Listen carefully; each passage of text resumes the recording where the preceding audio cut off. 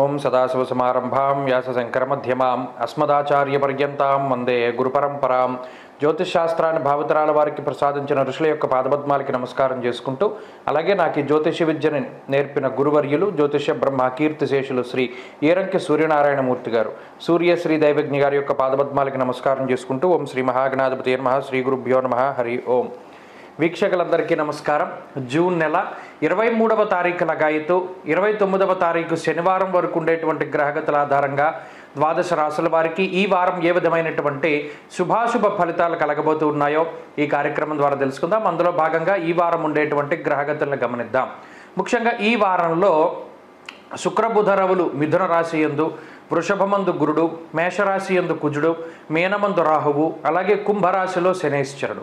వారం చివరిలో బుధ శుక్ర గ్రహాల యొక్క మార్పు ఉన్నది.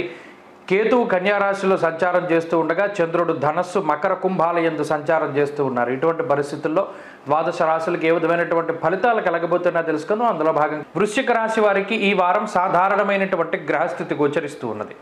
ఈ రాశి వారికి అనుకూలించే గ్రహాలను చూస్తే సప్తమంలో గురుడు, అష్టమంలో శుక్రుడు, షష్ఠ స్థానమందు కుజుడు, అలాగే ఈ వారం మొదట్లో చంద్రబలం ఉండడం, ఈ 4 గ్రహాలు అనుకూలంగా ఉంటే అర్ధాష్టమ శని, పంచమంలో ఉండేటువంటి రాహువు, అలాగే అష్టమంలో ఉండేటువంటి రవి, ఈ 3 గ్రహాలు కొంత ప్రతికూలంగా ఉన్నాయి. అయితే ఈ ప్రతికూలతలో ఉండేటువంటి గ్రహాలు అనుకూలతల యొక్క ఫలితాలని తగ్గించవు. అనగా ఈ వారంలో ప్రధానంగా చూసుకున్నప్పుడు కొంత శారీరక శ్రమ ఉంటుంది, శరీరం ఎక్కువగా అలసిపోతూ ఉంటుంది.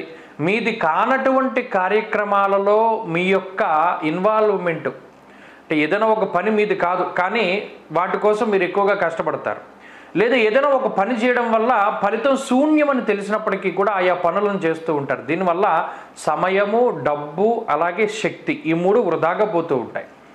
అంతేకాకుండా చతుర్థ స్థానమందు శనేశ్వరుడు, ఇక్కడ కుటుంబం మీద పంతంతో ఎక్కువగా ఉంటారు, ఎక్కువ పంతం పడుతూ ఉంటారు. అనగా ఏంటి, వీళ్ళు చెప్పారు, కుటుంబ సభ్యులు చెప్పారు కాబట్టి మనం ఈ పని వీళ్ళు చేయకూడదు అని చెప్పారు కాబట్టి చెయ్యాలి, లేదా ఇది చెయ్యాలని చెప్పారు కాబట్టి చేయకూడదు. ఇలా వారికి వ్యతిరేకంగానే ఏదైనా పని చేయడానికి ఈ గ్రహస్థితి ప్రోత్సహిస్తుంది. అది పట్టుదలతో కూడి ఉన్నటువంటి స్థితి. ఇక ఉద్యోగ వ్యాపారాలకి సంబంధించినటువంటి విషయాలు అయితే చాలా సానుకూలంగా ఉన్నాయి. ప్రత్యేకించి గత వారంతో పోల్చుకుంటే సమస్యలన్నిటినీ కూడా అధిగమించగలుగుతారు. ఆర్థికంగా బలోపేతం అవ్వడానికి తీసుకునేటువంటి చర్యలన్నీ మంచి ఫలితాలను ఇస్తాయి. అర్ధాష్టమ శనేశ్వరుని యొక్క స్థితిగతుల వల్ల కొంత చదువులో ఆటంకాలు ఏర్పడినా, ఉద్యోగపరంగా ఇబ్బందులు ఏర్పడినా అధిగమించడానికి అవకాశం ఉంటుంది. అయితే ఇక్కడ కావాల్సిందల్లా మొండి ధోరణిని వదిలిపెట్టడమే. ఈ గ్రహస్థితి వల్ల మొండితనం వస్తుంది, దాన్ని పక్కన పెట్టి సామరస్యంగా ఆలోచించి ముందుకు వెళితే మంచి ఫలితాలు వస్తాయి. ఆరోగ్యపరమైనటువంటి ఇబ్బందులు ఈ వారంలో కనపడడం లేదు.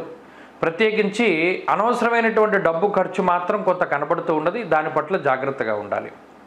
విద్యార్థులకి గ్రహస్థితి చాలా అనుకూలంగా ఉన్నది. స్త్రీలకు ప్రత్యేకించి ఈ గ్రహస్థితి వల్ల ఆరోగ్యం పట్ల శ్రద్ధ అవసరం. అసంబద్ధమైనటువంటి మాటలు మాట్లాడుతూ ఉండడం వల్ల అకారణంగా తగువులు ఏర్పడడానికి అవకాశం ఉంటుంది.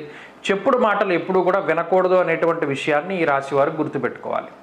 ఈ వారంలో వృశ్చిక రాశి వారు మరింత అనుకూలమైనటువంటి ఫలితాలను సాధించడానికై సూర్యారాధన చేస్తూ ఉండడం చెప్పదగినటువంటి సూచన. ఈ వారంలో కలిసి వచ్చేటువంటి రోజు మంగళవారంగా చెప్పవచ్చును. అదృష్ట సంఖ్య 2, అదృష్ట వర్ణము లేత ఎరుపు రంగు. తదుపరి ధనురాశి.